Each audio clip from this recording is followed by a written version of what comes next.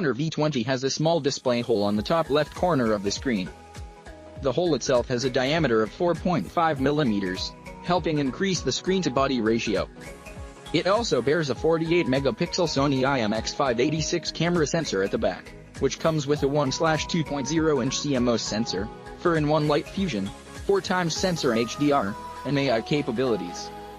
Honor V20 is powered by the latest 7nm octa-core high-silicon Kirin 980 SoC.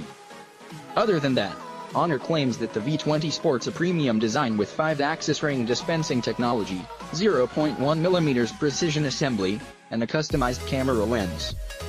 One of the teaser images suggests that the phone might get GPU turbo gaming technology.